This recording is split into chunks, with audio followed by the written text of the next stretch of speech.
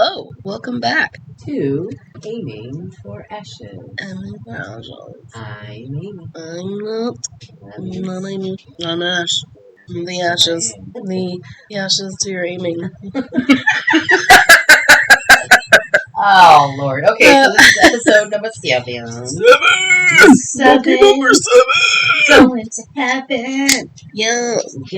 So I wanted to touch base on being a manager in the fast food industry, or just being a manager in general, somewhere that has to do scheduling of any type, and scheduling by way of people who have kids and people who do not have kids.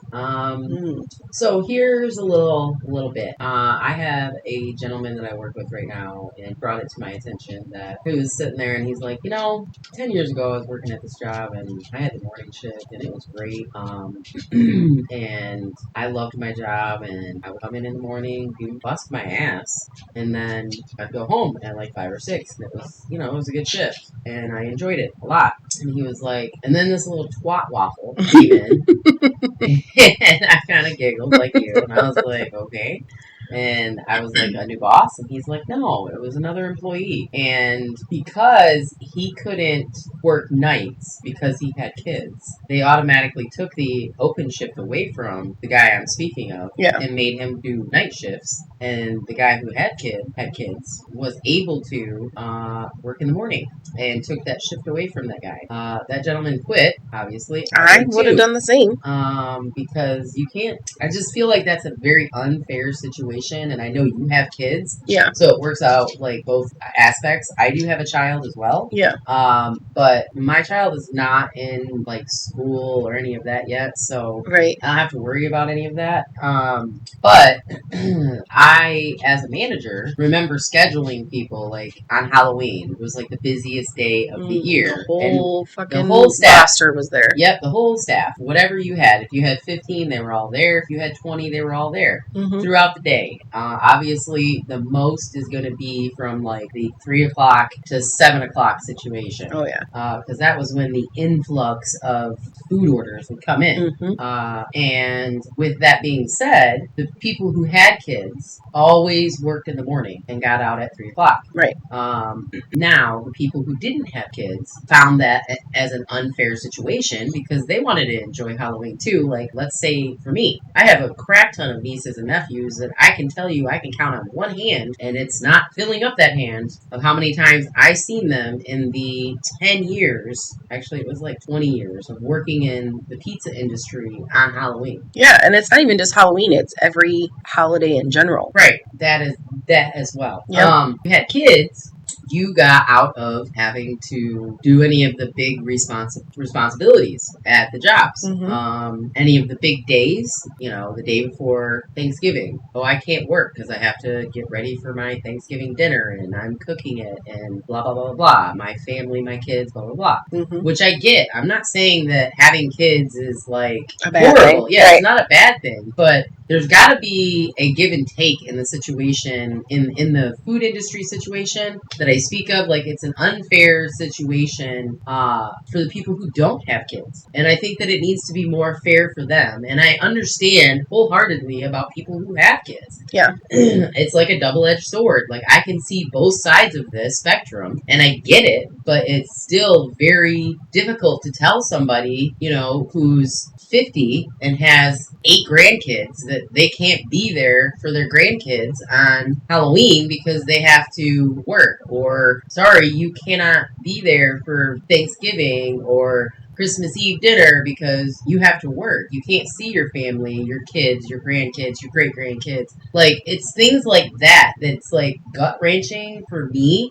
as a boss. Like, and it's because I'm an empath and I feel what they feel. As soon as I ever gave bad news to anybody, instantly their feeling, I felt. Oh, yeah. And it hit you like a wall of bricks. Yeah, and it's sad, but I had to do it because I was the boss. Yeah. And I know you have a different view on this just because you have a kid. Yeah. I mean, I do and I don't, because I have always been the person to work my personal life around my work schedule. I don't expect my job to do that for me. Like, and they shouldn't have to. It's my responsibility to make sure that my child is taken care of when they need to be taken care of when I'm not working, and not my job's responsibility to do that for me. Like, my job didn't have my baby. Right. So I birthed the motherfucker out of my vagina canal. And that brings me to my next question. When did jobs start catering to people? I think COVID really had a hand in that, because I think it put into a lot of people's perspectives that they're like, well, this job needs me, not the other way around. If you want me, this is what I'm asking for, and either you give it to me or I'm out. And corporations are at the position where they can't afford to lose employees because they're already short-staffed enough, so they're bending over backwards to make sure that people don't leave. And since it was way before COVID, that I've seen this change started happening, and I'm just like, I was raised by two hardworking individuals. Yeah. My dad worked all the time. So did my mom. Yeah, same. And they worked opposite shifts, just like you and Brian. Same, yep. My dad would work in the morning, and my mom would work the night shift. So they were people that taught me that you do what your boss says. You work whatever they say you work. Right. There's no ifs, ands, or buts in between it. If you have kids, if you're sick or something like that, it's different. It's different. But like, not like this country gives a fuck about that anyway. Excuses are like assholes. We all have one. Yep. And I am a firm believer in that statement. Like, I don't want to hear your excuses. I don't really care. Like, at this point in my life, I'm going to hear about 5 of the same ones here in about 10 minutes. Exactly. Like that. Yeah. Exactly. Like, I have people at the job that I'm at now because I was making the schedule. Thank God I'm not doing that anymore. Yeah. But they'd be like, when do I get to go back onto my opening shifts? And these are like young people, like 20 some years old people. And I have like 50-year-old, I don't want to say what they're just older gentlemen. Yeah. That are firmly on the morning shift. Mm-hmm. And these other two people, one is someone that has children, and the other one is just, I don't know, like he just doesn't like working nights, or I have no idea what he does in his evening times, but I'm just like, yeah, I don't know, buddy. Like, there's other people that are way more deserving in my eyes, deserve the morning shift. I feel like it at that point it should be a seniority thing. Like, yeah, and that's what they were saying. Like, one of the gentlemen has more seniority than the one that has the kid. I see. And I think that's what he was getting at, and it's like, I can't blame him. I can't either. You know? I get what he's saying, but it's like, my hands are tied, dude. Like, he pulls that kid card, and I'm like, okay, like, you're right. And, he's a single parent, and I give a whole bunch of credit to him for being a single parent. Yeah, and there's not a lot of single dads out there that are willing to take up that. Right. So he's amazing in itself just because of that. Yeah. But I get what the other drivers, what the other human is saying. Like, hey, I was on the morning shift before you came around, and it's like, well, this guy has a valid point of why I put him on the morning shifts. Right. You know what I mean? So it comes into play everywhere, wherever I'm at, and I don't agree with it. I wholeheartedly wish I could change it, but with the way the world is now, I have to give in. And it's also like coming from that parent perspective, like, you don't just want anybody watching your children, right? Because everybody's a fucking weirdo, and now. That's what you know what I mean. And like, people abuse these kids, and they fucking sexually abuse these kids. Exactly, and it's disgusting, right? Or they don't watch them, or bad shit happens. Negligent, like it's fucked. And like, these people that are running these daycares, some of them wholeheartedly, I believe, are in it for the right reasons. 9 times out of 10, it's a paycheck. Yeah. Oh, I just have to sit around kids all day. Oh, it's easy money. I'm not going to have to do anything. You know what I mean? Right. It's dumb. Like, because when Damien was a baby, and I had to go back to work after maternity leave, we had a lady that my mom works with who ran an in-home daycare. So we went and we met her, and like, she was fantastic, and Damien just loved her. So like, we took him there 3 days a week, and then there were, I think, 1 or 2 days a week where you were watching him for us. And then the other 2 days were my days off, and then the weekends Brian was off. So it's like, we worked around it. We worked around it because there was no other way for us to make it happen. Right, because you had to have money coming in. Mm-hmm. Right. There's no way that anybody can survive off of a one income household right now. It is very hard. I am here to tell you, it's hard for us to do it with a two income household. Like, I play the game of, am I paying my bills this week or am I gonna eat? That would be the laugh. It's the way you said it. But yeah, 100%. I'm scary. 100%. That's what I play. Most of the time is pay my bills. Am I currently like ahead on my house payment? No, I'm not. I chose to eat this week though. You know what I mean? I am hoping and praying that I am in the correct direction that I need to go in life. Yeah. I'm hoping that my job will give me a raise at some point. I'm hoping that, God is on my side. Yeah. And I feel like out of my whole entire life that this past year has taught me that he has been. Mm-hmm. He's been guiding me to wherever this location he's taking me. I feel like I'm one of those people that has to know where I'm going at all times. Like I need to know, the beginning destination and the end destination. Where am I beginning from? Where am I ending? That's the way I've been on my whole life. Yeah. So right now I feel like I'm out here willy-nilly in it. And it's a little scary at times. It is. But it's also eye-opening and reassuring that no matter what, you have to learn to trust yourself more. Yes, if you have faith and you can trust yourself, no matter what, I'm going to get through this. Mm-hmm. I have some angels at work that brought me some food the other day to take home. And then yesterday, the same angel got herself some Taco Bell, and she got a lot of it. So when she came in, I kind of just and you did this on purpose, right? So she's like, "Do you want the rest of this?" And I'm like, "Fuck yeah, I do." Like I was blessed that she fed me a meal. That's very sweet. I was still on the deciding factor of, am I going to pay this or am I going to eat this week? Mm-hmm. And then I woke up this morning and needed to get medication and realized my bank account was at zero. And I said, so I had to take money out of my savings, which was going to be for the house payment that I'm almost a month behind on. But I had to have my medicine. Right. So it's like in a world where you're looking from the outside in, just remember, it's not all that it looks like, all it's cracked up to be. It's not. No, on the inside, it's very, very much a struggle.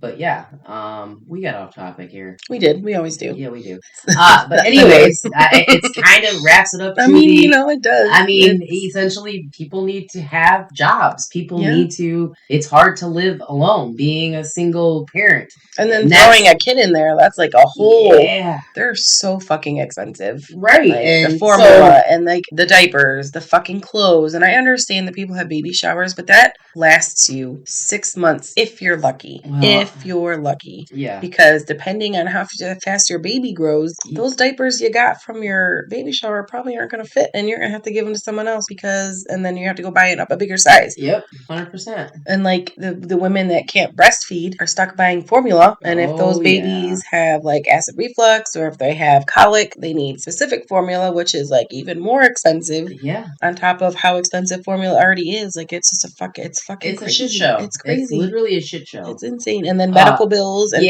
hospital bills and doctor visits every fucking month.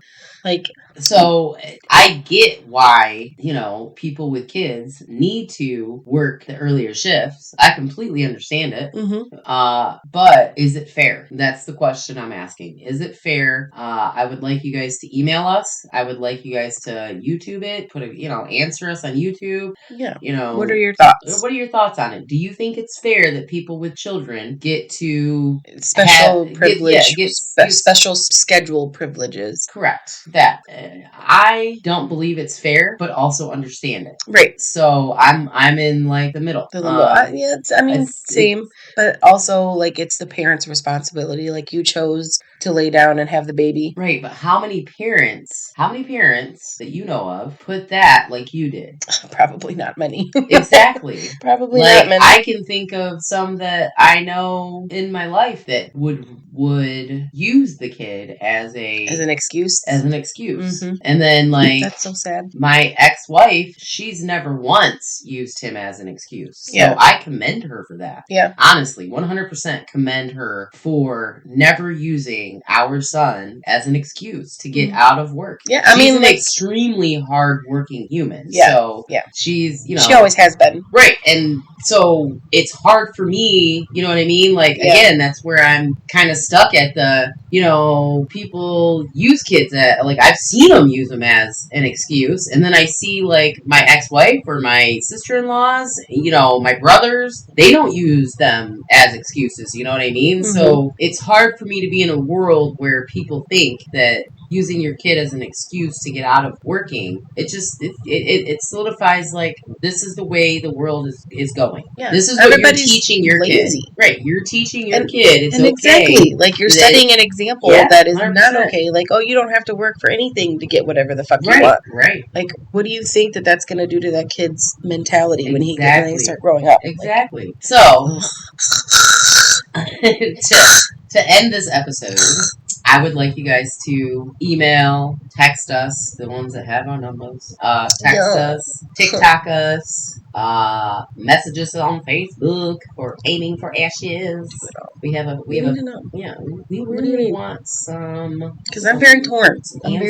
I can't say that I am torn, because I'm not a selfish person that would make people change their lives. But also, like, how many of you out there are bosses and have to deal with this? Exactly. And, like, so I don't even, like, when I'm sick, I don't even call off work. Like, I thankfully have the capability of being able to work from home if I have to. So the only time I ever use that is, hey, Damien's sick. I need to stay home with him and make sure he's okay. Is it okay if I work from home? Right. Usually they're fine with it. Yeah. But I don't ever call off work. I never call off work because I need that fucking paycheck. Exactly. My son needs that paycheck. Yep. Like, I need to make sure that he's fed and he's got clothes and he has school supplies and he's got medicine if he's sick, or vitamins, or everything. Right. Shoes, toys. Yeah. You're like, oh, fuck, everything. So like, it's just gonna get worse. Oh, it is. Like, he's getting into the expensive shit, and it's very scary. Wait till he's like, Mom, I need a pair of Jordans because somebody at school has a pair of Jordans. That bitches are like $300. Like, we're going to Walmart. I will paint you a little Jordan pair. His dad could draw, so like, Brian, here's some white shoes. It's a blank canvas. Draw whatever this boy needs on his shoes. Okay? Just make some fake Jordans, please. Some for Jordan. For Jordans. For Jays. Oh boy. So let's end it on that. Yeah. So this is episode 7. I hope you guys enjoyed listening. Please let us know your thoughts. Yes, we're curious. Curious kitties. You guys all have a great day, night, morning. I don't know, whatever. Stay planted, children. Hashtag stay planted. I won't be. I will be planted. I am going to. You have grown roots at this point. That's how planted you are. She's got roots. I got roots, baby. She don't even have toes anymore. Some may say that. All right. Talk to you guys later. Bye. Bye.